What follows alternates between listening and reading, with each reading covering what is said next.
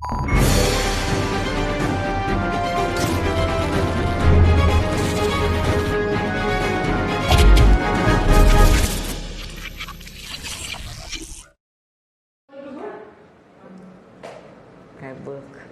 good evening, and thank you for joining us on day 307 at GGY, our roundtable discussion. Guys, we're on, right? CK? We're on, okay. Sorry. So, we're sorry we got a little late, but we're finally off and running. So today I thought we'll discuss about why our vote matters, right? None of us are politicians or economists or subject matter experts, journalists or whistleblowers. But over this 307-day journey, we have spoken to all of them, right? I think that gives us a certain amount of authority, right? I mean, to maybe talk about what's to come, which is the election and why voting matters. And we have spoken about voting. If there are no perfect choices, at least let's look at who to eliminate so that the choices become a little bit more clear. First of all, I have to also say that we have been vocal about corruption from day one. Right, it's been like, 2.5 years, right? We have been vocal about corruption. But now that we get closer to an election, the people who are supportive of the administration, and especially the sycophants, right, take our our voices and think we are attacking them, right? That is an attack on them, because they don't realize this is what we've been doing all along. So they consider that as some kind of implicit support for some other party or whatever. That's because they have not been paying attention, right? So right now they're hollering like hit dogs, right? As the saying goes, they're hit, they're hurt, and they're hollering at us, and all we've been doing is asking for, the same things from day one. And we have highlighted corruption, bad governance, mismanagement from the start. Right, but now it's close to an election. They take it as a personal attack. So I thought I'll just mention it. So the most important thing to mention is that your vote matters. I think everybody should vote. 17 million registered voters. Last time there was an 83% turnout, and let's hope that there's a good turnout, because exercising your franchise is important for a democracy. So let's just remind people that these are the things that we have been fighting for from day one, right? It's been good governance, law and order, right? Equal application of the law, justice, accountability, transparency, and all of that leading to some form of system change. So I think it's important to point out that we have lived through 2 years of an administration, right? Now, having witnessed what we have over those last 2 years, we have to make a call about this election, and basically fighting for meaningful change must mean that we oppose the current administration, because we don't want to see the same things repeat over and over, right? We are not fighting for meager stability where you can afford to pay for gas at any price and that sort of thing, right? While 7 billion people are in poverty, we want an equitable society. And everything that we have seen in the current administration tells us that we are not going to get it from the current president or a continuation of this administration. And right? Actually, when you're talking about stability, that is the main trump card, no? Stability and no polymers and all that. Yeah. Has anyone seen what the passport queue is like? Exactly. Yes, absolutely. People are voting it takes at their days. Yeah. I mean, Anyone seen the chaos at the airport? Chaos at the airport? for a tourist to come in, because they won't implement the Supreme Court direction. Yeah. So I mean, we have talked about the old toxic political culture from day one, right? So the way I see it, I don't know whether you guys agree, please weigh in. He is like a placeholder, right? Like the dividing line between what was and what is possible. We have imperfect choices. We know. Let's go into that in a little bit. But a continuation of the same old betrays everything that the Aragala fought for. Yes, exactly. Yeah. So he and also let's not forget he was elected by 134 people. Mainly vote to people who's lost their mandate to govern, right? They came in promising vistas of prosperity, delivered absolute living here. Vistas of austerity. Right. And then before the 134, he had nobody. He was nowhere. Right. Exactly. It's not like he was some powerful, and popular just person. one nationalist seat. Exactly. Seat. Yeah. So I mean, let's look at a few sort of instances where where he has played a direct sort of role in exactly the things that we fight for, right? Like in terms of contradiction of good governance, right? I mean, he epitomizes the plutocracy and the state capture that Murtaza spoke about, right? I mean, we know there are a set of cronies around him. Those UNP cronies are still around him. They're still there. The people who are responsible for the bond scam, to various others, they're still there. None of them have ever faced accountability, right? And also he has usurped the judiciary, right? Like he has not obeyed judicial orders, right? Which basically means he's consolidating the power of the executive, right? I mean, if you look at and feels he's above the law, right? Exactly. So if his refusal, I wouldn't say his refusal to comply. Supreme Court has given orders, right? If there's a common sense interpretation of those orders, we would have an IGP today, yes, right? Acting IGP. Yeah, and then with the visa issue, we would actually have a return to the previous system. Yes. But they're quibbling over the language of the Supreme Court decision rather than applying a common sense interpretation to. So why is that not a refusal to comply? That is a refusal to comply. It's in bad faith. I mean, that's the only way I can read it. I don't know how others are reading it. I mean, if you're a fan, you will come up with 100 excuses. Right? It's a refusal to comply. Yeah, no, but they're quibbling over the language, Chris. They're saying, that it's. They're saying IGP? IGP also. Visa? Quibbling. Both. They're quibbling over the language, right? So then, if you look at his legislative agenda, right, we have his presidency focuses on repression, stalling reforms, and fast-tracking regressive laws, right? The first thing he did was put all the bad laws in, right? Not the governance stuff, And I mean, I think it's funny because if you were protesting as a government servant, when many unions have protested over the last 2 years, what happened to them? They got water cannon to the Stone Age, right? But now, suddenly with a month to the election, pay rises all around, right? So is that good faith? No. Right? So, and it has to be in violation of election law, surely. Right, but So I we're think giving all this, And also, all these. Ranil Wickremesinghe Singh is on record saying that you cannot run a country by giving these concessions. And he's doing exactly that just before the election. So is that good faith or bad faith, right? So if you look at the ATA, we did a program specifically on the ATA, online safety bill. We had Sanjana come and explain this to us, right? So even the governance related things that are happening is half-baked. There's an anti-corruption law, there's an economic reforms bill, various things that are there. And if you look at the interpretation of all of that by the various think tanks, they also don't go far enough, right? So that is the legislative agenda. So you can look at the accomplishment, right? So I mean, on the monetary side, on fiscal side, the stability has come at a price, and it's come at a price for the poor people. And actually, I mean, I don't hold much stock by this anti-corruption law if there is no retrospective powers. Right. That is, you're protecting all the billions that have been stolen up to now, which right. All of that goes under the carpet. And I suppose including the last two scams as well. Yeah, exactly. So economic burden on future generations, right? A mountain of debt burdens the future generation, right? Right? I mean, resulting from decades of corruption and governance failures, and he was a part of all of that, right? People gave him a chance during the Yahapa holiday. Yes. We all voted We for voted him. for We voted for him, right? Yeah. All of us, bar none, voted for him. And there, I don't know whether there was egos or whatever, but they simply couldn't make it work.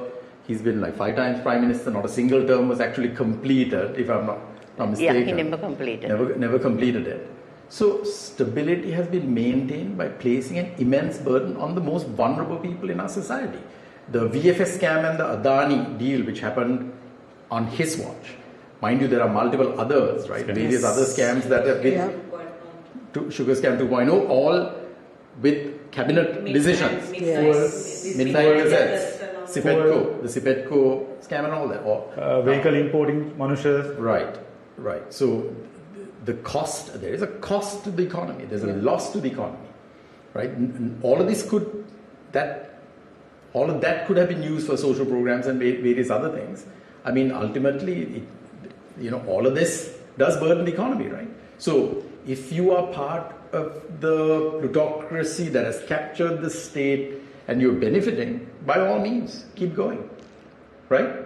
But then there will be another Aragale down the road. There will be another collapse down the road because Bangladesh collapsed despite a booming economy, right? Because there was no equity in the way the economy was set up, right? So I think, yeah, do you understand? I wanted to mention that the corrupt nation, when there was no medicine, there was no food to people, first thing he did was spending some 1.4 billion or more to build houses to the ministers, for the MPs. MPs. For the MPs. Yes. Yeah. Right. That's the first thing that happened, Yeah, that's right. Yeah, I think somebody I heard that today. I think there was a 1.5 billion or something was spent on giving reparation to the MPs for the burnt houses and all of that. Sorry, CK, you're having technical? All sorted. Okay, good. And then finally, lack of accountability for past crimes and scams. We have spoken about this from day one. Yeah. Chris has a list that he reads out, right? Failure to deliver justice. Under this president, accountability for major crimes and scams remain elusive, right? So despite whistleblower revelations, enough public information, we know that this president with this composition in parliament will not deliver any kind of accountability, right? He's the bombing victims. First, he's the one who said he'll bring Scotland here. Then what he did, he shouted at the Deutsche Welle reporter because he brought it up, right? Yeah. The arrogance, right? Over 2 years have passed. No meaningful progress has been made in providing justice to victims. Apart from that, multiple murders, 2 years have passed since he promised. Yes. 5 years since incident. 5.5 years since incident. 2 years. That's what I'm talking about. Multiple murders, disappearances. You have the list. We can refresh people maybe next week, right? Wasim Tajudeen, Pradeep Eknali, I mean, Dinesh Shafter, right? I mean, if the business community didn't wake up after that, I don't think anything will, so bond scam, 19.5 billion, sugar scam, 16 billion, garlic scam, the Sipetco thing was just in the last 2 years, right? And who was the chairman of Sipetco? Ali Sabri's brother. So this is the plutocracy, right? This is the captured state. All people who are benefiting are just a close circle that are around them. And that culture is what will not change under Ranil Wickremesinghe. And that is why we, fighting for all the things we have been fighting for over the years, has to say we reject him. Right? His track record, just like Gota's track record in 2019 was disqualifying, Ranil's record up to now is disqualifying. In my eyes, I don't know whether you guys agree. Definitely, it's worse than... Yeah. I think his statement where he tells everybody who supports him, I will ensure your futures. Yes. That alone should be enough for us not to vote for him. Right, exactly. And also, if you don't believe me, listen to him. He says governance is second. Yeah. The IMF said you have a governance crisis in the country. In the country. He's looking on failures in his own words, right? Yeah. Right? I mean, doesn't this minimize the suffering of 7 million people who are in poverty? Right? It was a governance failure that led to an economic collapse. Exactly. Right? That destroyed people's lives. Right? No. Right? Because the narrative has been established. We have to provide stability. But nobody talks about stability at what cost. Yes. Right? He doesn't realize they go together. Even the IMF debt restructure, what did he touch? The people's retirement savings. The superannuation funds, right? The bond scam, what did he target? The same thing, right? So, the people pay the price over and over and over again for the political culture. And for me, nobody embodies this corrupt culture than this man, Ranil Wickremesinghe, who's an utterly transactional politician. Look what he's saying on stage, right? Three-wheeler drivers, suddenly they're endorsing him, he's giving them a, what? Pensions or something, right? Farmers, he's fighting off loans. Right, exactly. I mean, things what about the ones who have already paid that loans? The cynical, exactly, the cynical nature of it, right? Cynical. Now he has been in power multiple times, but suddenly he's distributing land like it belongs to him, right? Right. Anyway, so I think. I just hope the people are wiser and see through it. Take whatever is being given by whoever is doing it, but just vote for the right person. And also right after, who else was saying stuff like this? Right after he was elected, Gota Rajapaksa. I have a beautiful clip which maybe we'll share on our page, where he's talking about economic stability and like it's a very similar language. I mean, that's why people call him Ranil Rajapaksa. He has learned that playbook, right? And that is exactly what he's playing. So. And his manifesto is also cut and paste from Gota Rajapaksa's manifesto. Oh, is it? Okay. Yeah. Okay, that's all. Other than the first 2 pages, it's written. It's like a 5th standard child, and all in I. Okay. I think that's the only page she has read. I think all politicians have a form of ego. I think there's no politician without an ego, right? Like to want to do this, there has to be something in you that says, look, there's something in, you know what I mean? I don't think, but his is at another level. He's in another level. Right. I mean, people do, but not to the level that he's going. Right. So having said that, if we as a group, we feel like it's disqualifying, his candidacy is disqualifying, let's focus on the 2 main viable alternatives who are by no means perfect, and we'll get to that, right? And let's look at their manifestos and do a basic comparison based on things that are important to us, the things that we have focused on, right? Sajid's manifesto is called A Win for All. Sajid right there, and in PP one, AKD's one, A Thriving Nation, A Beautiful Life, and they have a different kind of imagery. It's again that I mentality, right? I think politicians all have that, right? So, and we have actually been to both their manifesto launches. They're both the economic policy launches. I attended the debate as well. So let's start with health. Okay, I mean this is not an in-depth analysis. This is a basic analysis based on what is in their manifestos, and just to show, actually it'll come down to not necessarily the manifestos. It's going to come down to the outcomes you expect, right? Because when you read these, they all sound pretty much alike. It's very hard to discern. So in terms of health, NPP says they're committing to increasing government expenditure on health to at least 3% of GDP. This is actually something that we have focused on as a number, right? 3% of GDP for health and education, I think, right? Education, 6% for education, right? Enhancing service effectiveness through digitization and ensuring comprehensive coverage across various health services. That's what the NPP say. SJP says focuses on strengthening the healthcare sector by improving accessibility and integrating modern technology. Also highlighting plans to expand the Suraksha health insurance to provide broader healthcare access and promoting traditional medicine as a national heritage. So when you read this, what do you glean from it? It's very hard to glean anything constructive, right? I mean, ultimately, the opposition these are all promises. Like you will only know what they're going to achieve when they are tested by power, right? So until they're tested by power, that's why it's important that whoever comes into power, that we keep holding them accountable to these promises that they're making. Both are making promises. Both are not tested. Both are not tested. Both are not tested. I just realized that. If the NPP is promising, within 3% of GDP, the first question I have is, that means we are currently spending less than 3% of GDP. Yeah, must be much less. I mean, I don't think we are spending. I think NPP has been listening to us. So listen to the next one, education. NPP aims to provide accessible, high-quality education by integrating vocational education into national policy and improving tertiary education through expansions and scholarships.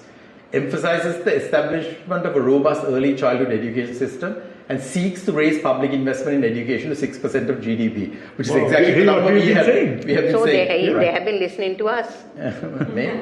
Listening to the people.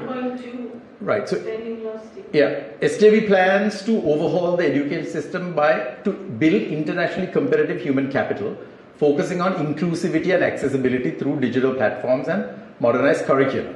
This includes strategies to improve the quality of education and ensure it prepares students for global challenges. I mean, both have merits. But right? I mean, Both have merits. It's Both don't have both of the SJB ones don't have figures. No, never mind that. But the NPP one, I'm a little not sure about what their stance on private education. Yes. Private education Yeah. is. They have never gotten proper Well, answer. when they were sitting with us, Yeah, remember, we asked Harini? for Dr. Harini. I asked, we didn't get a proper answer. I didn't feel we didn't get a proper answer, Yeah. and subsequently we asked Chaturanga also. No, they said they're not against private education, Yeah. but they prefer state intervention. No, what they said was, I mean, if you don't mind Yeah, of course, talking yeah, about it, but they said it's a government responsibility to give a good education to the people.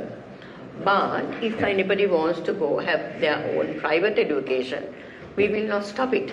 Yeah. But the responsibility of government is to give a good education to everybody. Yeah. No, but there was some talk, something about No, monitoring no, or something. their record in the past against private education hasn't been great. No, Yeah. No, and right? also there was I something think. about some kind of control over private education. There was Yeah. something. It was not. Yeah. So that's so there's a lot of bit of a red state flag for me. intervention. So I mean, the point is, these words need to translate into action. Yes. Whether and people have to decide whether this policy is preferred over the other one, right?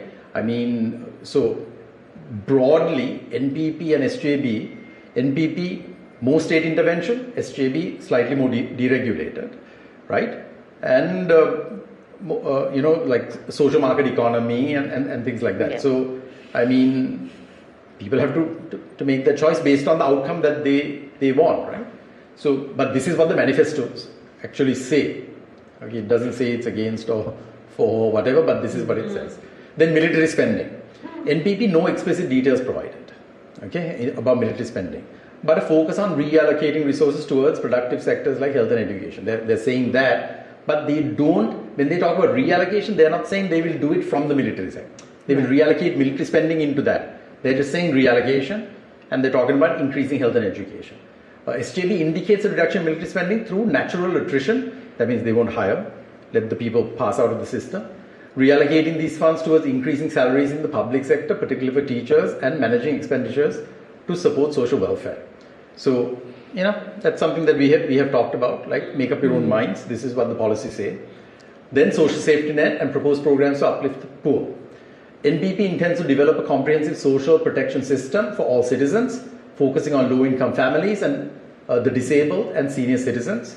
SJB says aims to reform welfare systems to better target the needy and plans a broad social safety net that includes housing, healthcare and education, building resilience against economic challengers. So going into detail about I thought this was important, so went into a little bit more detail. NPP says poverty alleviation through Praja Shakti, introduction of a monthly financial grant starting from 10,000 for low-income families. Development of a participatory and transparent system for identifying beneficiaries using digital platforms. Because one of the big accusations is that things like Asfasuma is politicized. Right. That not everybody gets it. Now we have those Vatte ladies who protest. They have never. They are in the vulnerable community, in the vulnerable category, but they don't get anything because they are not, they are not going behind politicians and Grama Sevakas and whatnot. Focus on creating income generation and livelihood projects, leveraging public-private partnerships to empower low-income families through training, technical assistance, and financial support. And also says appointment of field officers to monitor and improve continuous support to vulnerable families, helping them uplift themselves economically. So again, slightly more interventionist. So there's nothing surprising here because teach a man to fish. Yeah, I mean, there's nothing surprising here, right? I mean, if your party is to the left, that means there's more government intervention. If you're in the middle or if you're in the right, total deregulation, right? They don't believe the government has a part to play. That the market should decide everything and all of that. Some don't even believe in a safety net. But this is that the NPP wants more intervention shouldn't surprise anybody, right? So then targeted support for vulnerable groups. So this is still the NPP, a monthly allowance 5,000. Oh no, I read this, right? No. Monthly 5,000 for senior citizens in need, along with establishment of elder care centres and incentives for care workers. financial aid and employment support for persons with disabilities, including professional training to enable their social integration. Shehal has been tweeting about this, that he was very upset that there wasn't enough about disabled people in any of the manifestos. Protection for women-headed households, single-parent families, and those affected by gender-based violence with legal aid, housing, and job support services. Right? So more intervention. Right? They're reaching people where they are and dealing with their problems. Support for individuals with chronic illnesses through financial grants and empowerment programs. Right? Then on the SJB side, they are going back to Janasavya-like poverty. That was, Janasavya was the UNP signature program. Yeah. All other social programs have been a version of Version. With a new name. With a new name. Yeah. Every government has come with a new name. What was the Rajapaksa one? Famous one? It'll come down. So, proposes a poverty alleviation program. Propose a poverty alleviation program that focuses on multidimensional poverty. This scheme aims to provide financial support of rupees 20,000 per month to selected families for up to 24 months. Harsha spoke at length about this yesterday and how they're planning to fund it and all of that. Emphasizes skills training and matching recipients with employment opportunities to encourage upward social mobility rather than just relying on cash transfers. But he also said that cash transfers are the best way to support vulnerable communities, right? Direct cash transfers as opposed to subsidies. Because when you subsidize, it doesn't necessarily go to the people that it's intended to reach, right? Okay. The program encourages participants to engage in local community development, activities or skill training in exchange for financial support with a portion set aside for future investments. Then they also say cash transfers and welfare programs, right? So aims to continue and improve the Aswasima welfare program with increased payments for vulnerable groups, rupees 10,000 poor and vulnerable families. Plans to consolidate welfare schemes under the Welfare Benefit Board and integrate them into a unified beneficiary database to ensure more accurate targeting, right? To depoliticize, right? So it's going to the people who need it. The program will use a cash transfer system linked to specific needs, e.g., subsidies for food, education, healthcare, with strict monitoring mechanisms. So this is assisting the vulnerable. Somebody was making the argument with me today that this is like the dole system. It's not. Dole is unemployment assistance. Right? If you paid like a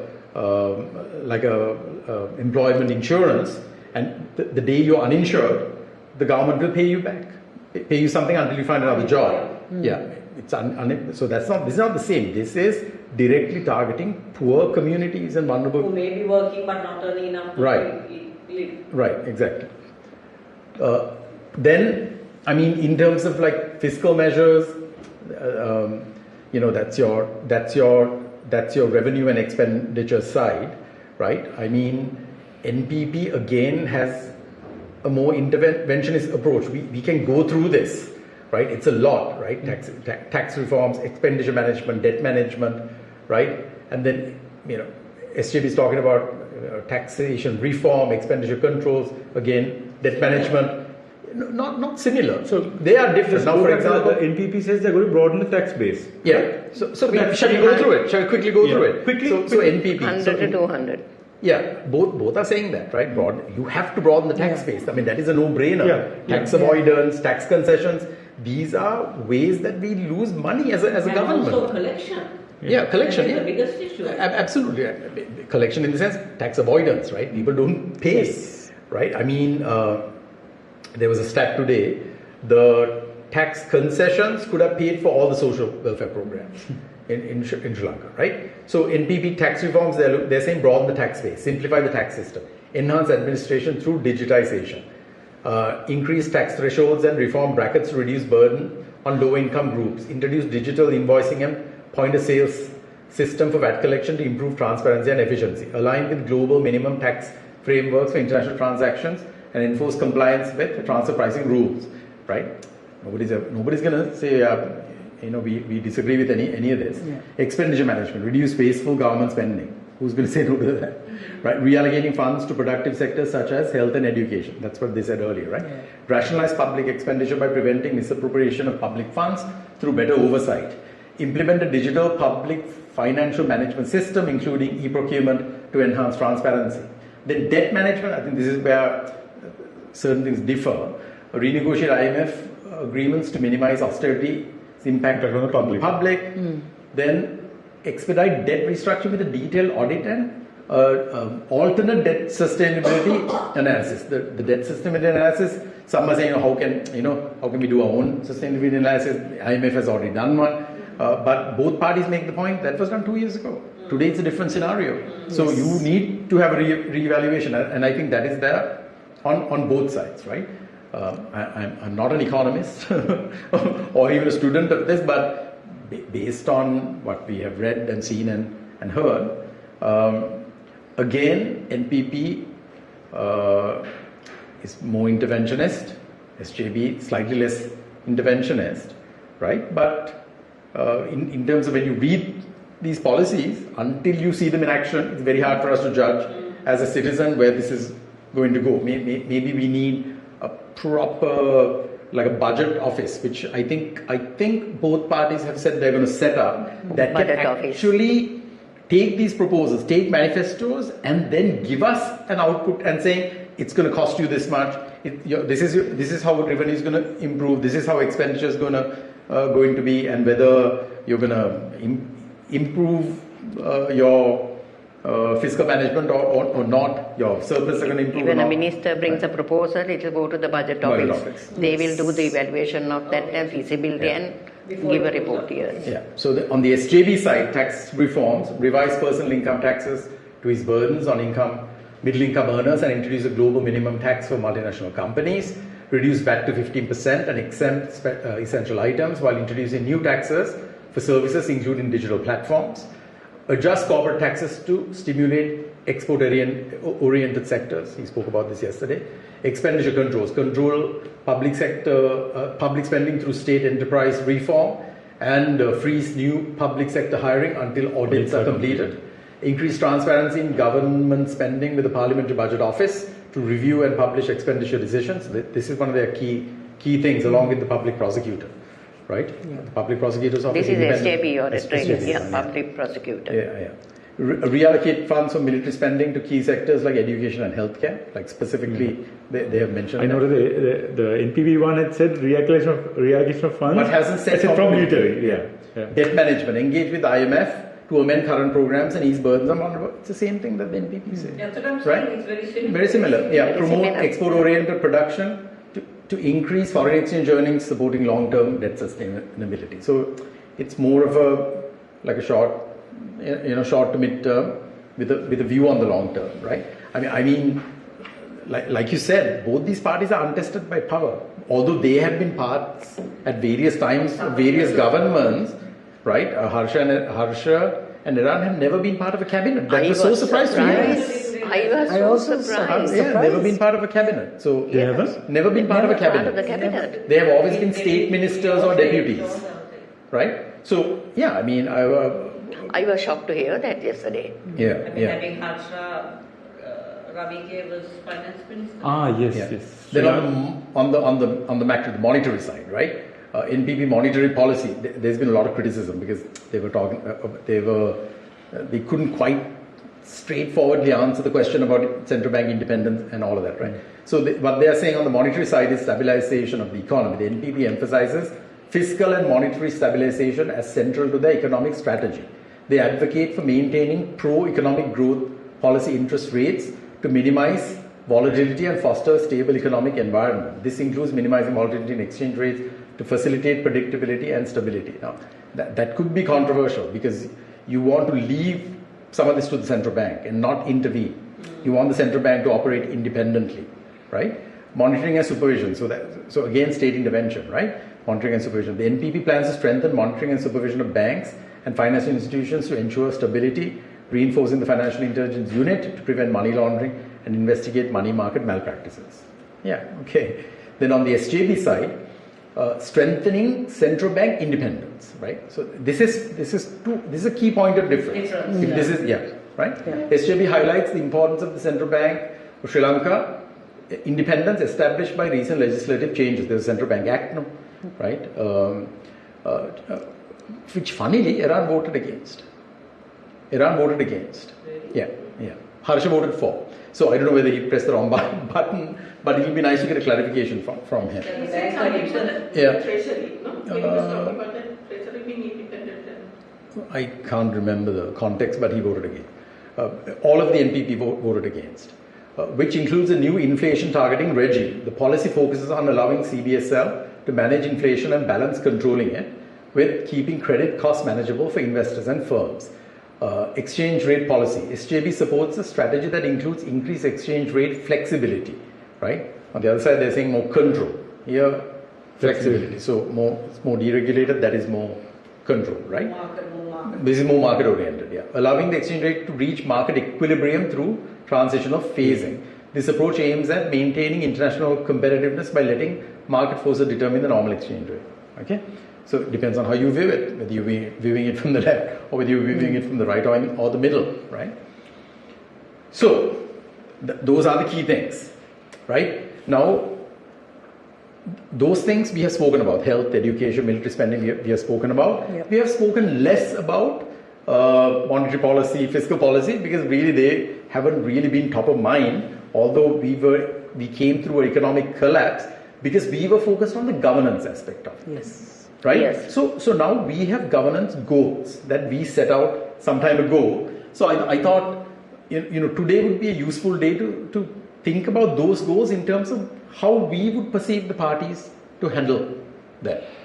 Right? So shall we do that? So I need all of you to weigh in. Like I ran through the earlier part, right, so that we get to this part, because this is important. I think all opinions should basically be heard, right? Whether it's from the left, right, middle, whatever, and decide between these imperfect choices, right? We are not even taking Nama Rajapaksa into consideration, right? That's going to eradicate corruption within 3 years, yeah. Yeah. Arrest himself and his family, I suppose. Yeah. So if you look at the snapshot of our goals, I know why Chris is laughing. Somebody made a comment saying, "Is he planning to murder his family in 3 years?" News Curry said something Yes, similar. yeah. And I think like Dilit and all that, I don't think we need to really focus on. We have said already that President's policy is his candidacy itself is disqualifying. So let's just measure these The things. one thing that we haven't, which is not in the manifesto, Yeah. I don't know, I haven't gone through the whole thing, but Yeah. not in the summary that you have done, is that both AKD and Sajita both said that they are for We're going to get to getting rid of the that. president. We're going to get to that. Okay. Right? So Whereas Sajita hasn't. right, those are our And goals. at his meeting, when someone had asked the question, he said that's not for Exactly. me to decide or something. He Right. waffled through it, he didn't Yeah, do anything. no, he said no, he needs it, right? No. I mean, why would he get rid of it, when he's enjoying it, at the moment? So we believe, the first thing we said is we believe that this is not the moment for incremental change, but overall system change, right? Who do you think is more likely to deliver the kind of system change that we have been demanding? I know that big part of that opportunity is already lost because we had a 2-year presidency, right? But is it the NPP? Is it the SJB? I mean, let's be candid. Chassis, where do you see this? I am a supporter of SJB. Yeah. So I've read the manifesto and I Yeah. listened to what they had to say yesterday. Yeah. They seem to hit the nail on the head of a workshop that I did with Nishant Imal Yeah. at Verite. He brought up a few things which they reiterated last night.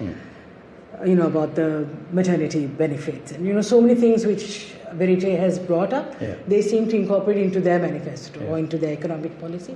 So I feel that they have the edge for me. So you feel the SJB Yeah. will deliver that overall system change that Yes.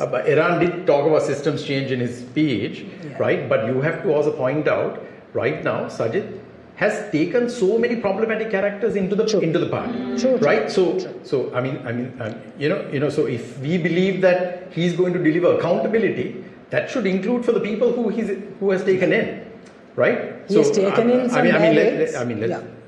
No, sorry, go ahead. He has taken in some bad eggs, but at the same time, his team has been solid and stood by him. The core team. The core team. And I think right now we need a good But professional how do we team. feel about that? I mean, SJB. Let's Let's hear across the board. Yeah, Anamori, what do you think? I feel that Sorry, can I just make one point? we as a group, we have always been non-partisan, but that doesn't mean that we don't have political opinions and views. Correct. We lean in different directions. And it's come to a time we have to make a choice. In a non-partisan manner for 307 days, so let's open up a little bit. But as a group, we are not supporting anyone. And we are not endorsing anyone either. We are not endorsing any Exactly. We are not supporting. But I have had little more discussions with them, and with them as in NPP, and I could see a complete change from what we are doing. When we say complete change, not the whole system, but more on governance, if you say, and no corruption. That's the biggest problem that we have. More on corruption. SJB has a procedure for corruption. They have a procedure they have laid out, but it is more to the future. How the corruption can. These people, NPP will go back also. Back, they had targeted certain people, and we have existing laws, and they're going to have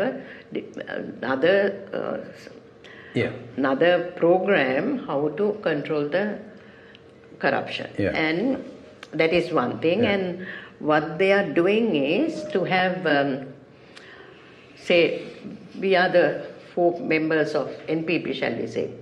I will control him. I will watch over him and whether he is doing something. You will... Like a mentoring type of a thing. They will be... More like a watchdog to make sure the other one is not... they will have... That system is also there. And also, where the SOEs and things are concerned, they will have a system where there's expenditure. They will have... Now, we have NPP following same thing that Ranil does. They'll have a holding company. NPP will talk about separating the government from the businesses. Businesses are state-owned, means it belongs to the people. They will appoint all qualified people in that, and the government will be only doing policy, so that government is not involved in day-to-day operating systems. So that is where a lot of corruption happens. And of course, procurement process and all that will be same as these people. But they are bringing a thing, I can't remember the name, which is used in USA to all control the, if you say, competition among people. Businesses, they are bringing the policy that is being adopted in the US, which the current... anti-monopoly or something? Yeah, not exactly that. I couldn't remember the name also. Difficult name to mention. So that there will be competition among people, businesses, so that the policy that is adopted in the US... So the broad question is, Auntie, whether you think... So you're thinking NPP is more likely to get to the kind of system change than the SJB? Right? Yes. That's the view, right? Chris? Okay. All right. Now somebody will clip that and then promote it saying that Chris promoting now. Okay. On the topic of system change and accountability for past crimes, my view, I feel that it's NPP. On that side. On that topic. On that side. So I have to agree that if you're looking at corruption and accountability, I think the only ones who might actually be able to do something would be the NPP. With regard to economic policy and for me education is also important. I'm not 100% confident that they have the team to... NPP has the team. So you think on the economic and certain other fronts that SJB has a better plan. I have more confidence for me, NPP has now say for every area they have a huge team of people, professionals. If you say energy, it's not just one person. They have a huge team. They have been working for the last two and a half years. But the thing is, SJB said the same thing, that they have a huge team. I can give you the names. I know. Even they said the same thing. They said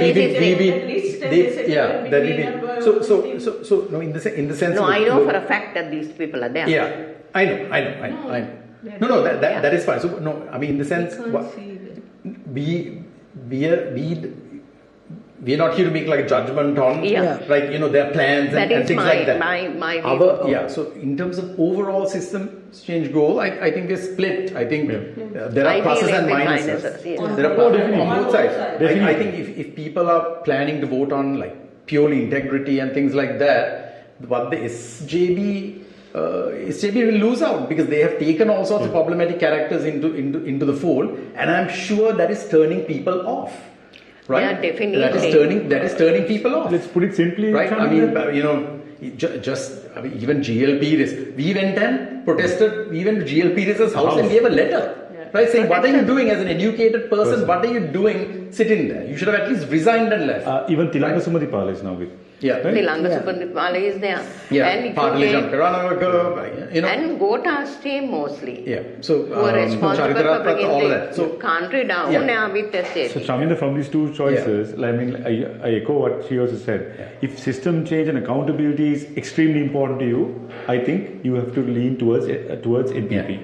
If economic stability, if that's what you want, if that's what's most important to you. You want Ranil's economy. Without Ranil, you have to go for without Ranil, you have to go for SJB. No. I know. So this ultimately, Damaris, what about you? What are your views on this? SJB has, I think, a good team that we have seen, and they work together for some time, and that gives confidence that they might deliver, right? Yeah. In that sense. Yeah. But actually, NPP also has come up to almost the same. They're looking at the same things. They're looking towards the same things with the education and the focus on health, and also the poverty. They're looking at the the attack. So both parties seem to be right. trying towards the same. If you look at the lines of attack on both the parties, right? One is that the JVP link, right? The past violence and all of that. That's constantly being reminded, including by Kabir Hakim yesterday, right? I mean, in that case, you have to look at the past history of the UNPS. It's no better, right? Better. I mean, UNP has an equally bloodstained history. So they try to paint them in that kind of way, which I feel is disingenuous. I mean, I have defended the right of the NPP to be in the political process, right? I mean, I think there's a lot of work to be done. I mean, I don't think either options are absolutely perfect. But it's better. Both options are better than what we have currently, right? Because we know what we're going to get with the current lot is nothing, no change, business as usual, right? Then the next point is abolishing the executive presidency. We know where we are not going to get that from, right? Whereas we have commitments from both the SJB and NPP. Publicly committed to it. Both are publicly committed, So on the corruption front, both have made very strong statements about corruption. SJB about the independent public prosecutor. And they have a good system. I went through that. Good system for that against corruption. But it's more futuristic. But they have talked about a public prosecutor, that they will prosecute past crimes as well. Yes, public, right? That is very good because so that it's not today you and I can't go to courts because you have to go through the Attorney General and it's a dual part, you know. The Attorney General is also the government's lawyer, so there's a conflict of interest. Conflict of interest. You know, so therefore I think that's good. That's good. So on the NPP side, the criticism has been our file khatab, right? Now it's the same. No, but then it's the same with the SJB, right? But they're both. But what Harini told us is not that the files don't have facts. It's just that there's no will to proceed. And also they felt that the files would disappear if they handed it over. It did. You know that McDill, the famous McDill, the entire file from. We know things can disappear. Remember Wasim Tajuddin's bones disappeared. So there's no case. Remember? Entire file disappeared. Yeah. So we know what to expect from the current lot, and at least they're signaling that these two are signaling that they will do something. So it depends on where you view from, whether you're viewing from the left or whether you're viewing from the right. Right? People have to vote their conscience. Like we can't tell them. Yeah. You know, we're not here to tell them how to vote, but we can point out who is not going to deliver. on any of that? And also, It's I a think incumbent. How many cases have been released over the last couple of and I think years? also I know there are a lot of undecided voters. Apparently, there are people who are like, I don't know who to vote, so I won't vote. Yeah. But I think people have to vote. It's their Yeah. civic duty to do it. And I think you mustn't look only at the man that you're voting for. You need to look at the team that he's working with. Yeah. So then corruption and all of that, recovering stolen assets. I think both SJB and NPP have policies that they have put forward. Yes. Right. Only issue is whether the SJB will take action against the people in their own ranks. But the people still have a say. And if they're the public prosecutor, hopefully that will... Yeah, that will sort it out, and it's Because independent. public prosecutor, the people can go, people like us can go. Can go and yeah. So Yeah. we can take them to courts, which is, And no, but which also is available. there's another remedy. Vote Definitely. them out. Vote them out, right? Whether they're SJB, At the NPP, general SFP, election. whoever, At the general right? election. Yeah, if there are problematic people that we know, right, who are murderers, thieves, and also the parties should take responsibility in the nominating process, not to nominate That people is who the have open most cases. important in the general election. Yeah. This will be over, but then Yeah, this is why it's important that we keep our foot on the gas, that we don't let up and hold these parties to their responsibilities, right? Then, so then going on to code of conduct for politicians, we haven't heard really anything like that from maybe NPP. You said has something like that, right? And then we really haven't heard of a code of conduct from any party, right? Really, not really. But I think there's more discipline on the NPP side, right? I mean, every party has a blowtorch, no? Right? Every party. So NPP has like the court jester. Right, exactly. So every party has, so usually those become the target for ridicule, and then you paint the entire party with that brush, which is also unfair. And and I find it hilarious when the administration fans start complaining about individual people when they themselves have all these very really problematic characters in the ranks, right? So then on the next one law for all, no one can be above the law. Absolutely. We know we are not going to get that from the incumbent, right? Mm-hmm. We can only hope that we're going to get that from whoever comes into power, because that more than anything is important, right? We are in a democracy, and rule of law has to be Nobody's above the law. Nobody's above the law, yes. Same law has to apply. Political leaders with principles, I think NPP takes a slightly is ahead, because they haven't taken any problematic people, right? And also, I think a little bit critics or whatever are fearful of this JVP element, but personally, I think that a lot of the NPP, it's a new generation. It's not the same fellows who are... Yeah, I tweeted saying this is not our grandfather's, Exactly. even our father's JV, it's the NPP. Yeah. But if I personally suffered at the hands of the NPP. We've all, No, we all right? did. Yeah. We all did, right? So sometimes it's hard to let that go. Yeah. Just like it is for the Tamil community to let go of anything. Exactly, when you think of Right? it. So there's so much grievance in this country. Sometimes it's hard to look past that grievance. I mean, today Objectively. we are in the 21st century. Look at what is happening in Israel. I mean, the whole world is watching. Yeah. Exactly. With the Whole world is And watching. so much for never again. yeah. I Exactly. mean, you can't. It's I mean, I unfathomable. can't- Honestly, it's unfathomable. Yes, definitely. So this political leaders with principles, I think, So I think NPP, based on what has happened recently with the SJB embracing all of these problematic characters, I think has a slight edge there. Then our next demand is systems are in place, laws are in place. The issue is with implementation. We know that. So the rhetoric from both sides is that we're going to see this. It's up to them to prove it, whoever comes in. Actually, we are having all these laws in the country. It's just the implementation. It's just like Lack of implementation. For all these crimes, that money laundering, everything, the laws are in place. Nobody implements that. And we do have, if you have a relationship with another country to bring them back, I think we have it with Dubai also, no? Yeah. They brought so many people. Yeah. I don't know that. I thought Dubai is very like a bit like a Swiss bank account. They'll take anybody's money and nobody else. Yeah. Even So They do. that is there. That is there. And Worse, if you have a country where the money or whatever the assets are there, there's what is called the star. You can use it, but these are long processes. Yeah. It is easiest to get whatever the robbed is available within the country. No, so asset declarations, we don't have to take them as gospel truth, right? Oh, good Lord. We can verify, right? I mean, the asset declaration itself is a little ridiculous to read some of it, no? Yeah, so I think... So the laws are there. Yeah. I think NPP have, already targeted certain people. Yeah. They said that, openly, there's nothing to hide.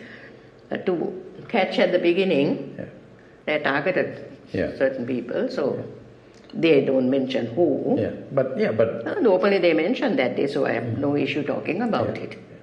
So we need a country where law is applied equally and fairly, right, to everybody. Then protect women and children and guarantee their rights. I think both parties have signaled that. Let's hope that in the general election nomination process there will be more women included, because even in the local government election nominations that were given, the participation of women was not that high.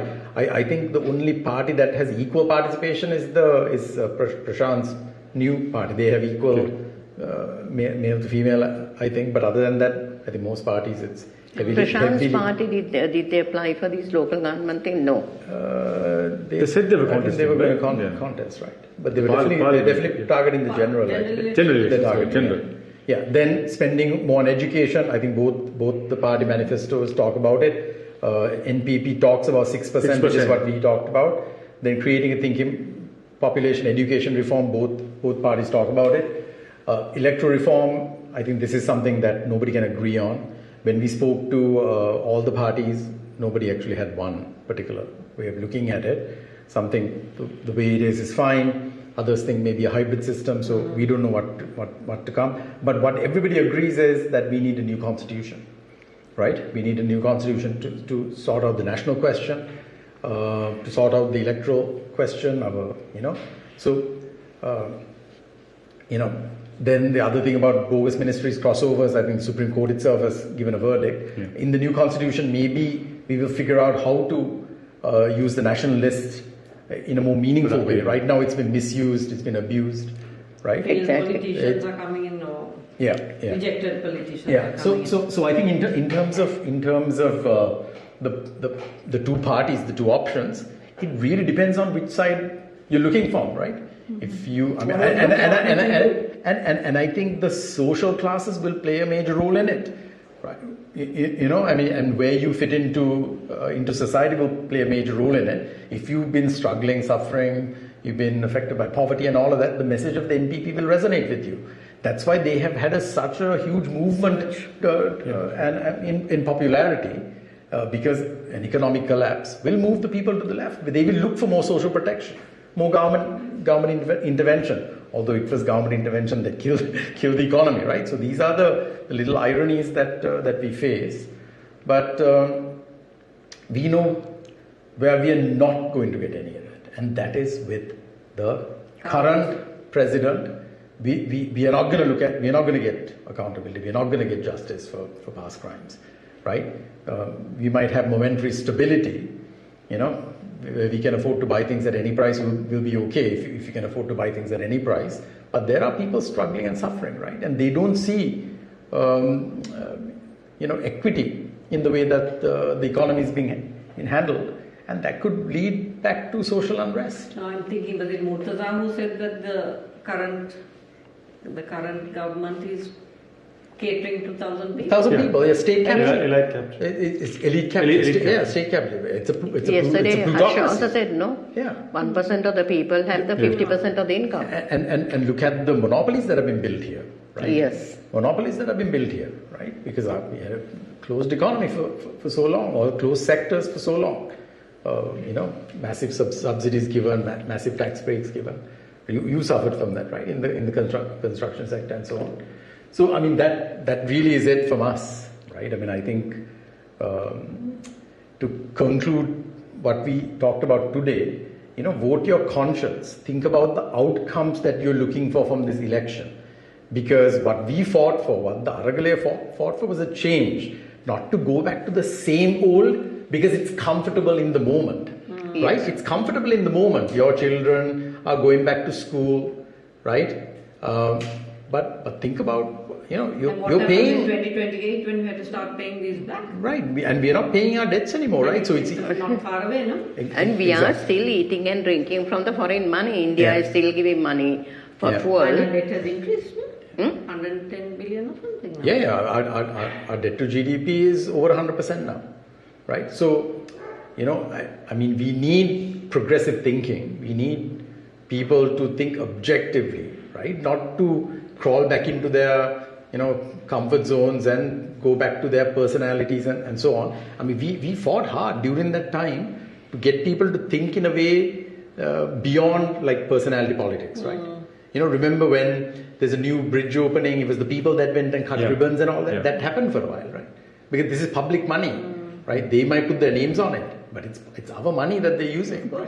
And for a while, remember, a politician couldn't step out. Children going and Opening stores, opening roads, bridges, and things like that, right? It's our mistake in making them. We went back to We went back to that. We went back to the. Absolutely. I can't remember which period. I have seen outstation most probably your tax money at work. Have you ever seen Yes. that? Yeah. Even in Colombo, I remember. You Yeah, see your it. tax money at work, and we should know what happens with the tax money that we give. Absolutely. Like in Australia, they give a list of things Yeah. that they do with your tax money. Yeah. So I don't think this election is going to bring us I mean, it's not going to be like immediate overnight system No, change. no, definitely But this not. is a first step. First step. First step has to be to reject the old. Usher in Exactly. something new. Right? So, I mean, all we can say is vote your conscience. Right? Vote your conscience. But we urge people to, look beyond the old politics of, the old political culture. Beyond the class of Absolutely. Colombo 7 or whatever. Absolutely. Right? Absolutely. Right. Thank you. Any other thoughts on it? Just Go ahead. one thing, if we have 5 minutes, that we can Yeah, go to yeah, this. sure. Yeah. I think you started off saying we are not experts and we are not economists. That is Yeah. 100% true. Yeah. But at the same time, a lot of people who are not politically involved, like we have been. I mean, We have the trying same to- conversations. Yeah, we have been doing this for about 2.5 years. We Yeah. have a little bit more information than somebody generally who will be voting, and that's why people have been asking us, who will you be voting for? Yeah. What is your basis for that? Is there time for us to quickly run through? For example, NPP. What are the positives and negatives? We'll only talk about NPP and SJB because we were not looking But that's what we kind of did just Okay. now. We did. All right. Yeah, Okay. yeah. I mean, in the sense, we gave a sense of. Okay. See, at the end of the day, Chris, we have to eliminate the worst, and we have to look at what we have left and think. Look at them as like a binary choice, right? We voted for Yahapalane to get rid of the Rajapaksas. Absolutely. It was a vote against the Now, Rajapaksas. it was a vote against the Rajapaksas, not that. You know what I mean? Like and Ranil not that it was a could maintain perfect that. choice, right? And in all honesty, and I think it's probably true for all of us, we were all UNP voters Absolutely. for most of our lives. Yeah, and now the UNP has become irrelevant.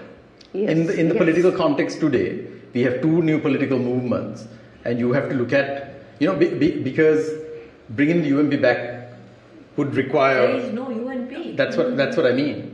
That's what I We mean. destroyed the party. Exactly. There's no. So there are two If you political take movements, and those UNP are the is only a ones grand that- old party destroyed by Right. Ranil. Yeah. Even SLFP was a grand old party destroyed by the Rajapaksas. Rajapaksas. Yeah.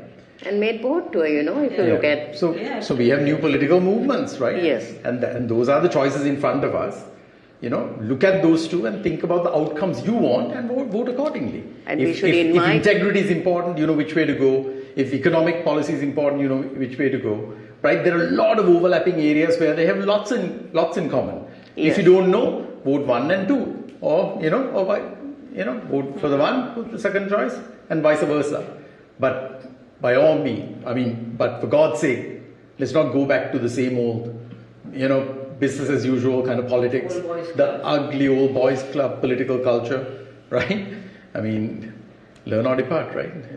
People are not learning or departing. that's the issue. Right, with that, let's end. And Lisha, you have a quote, right, for us? Right.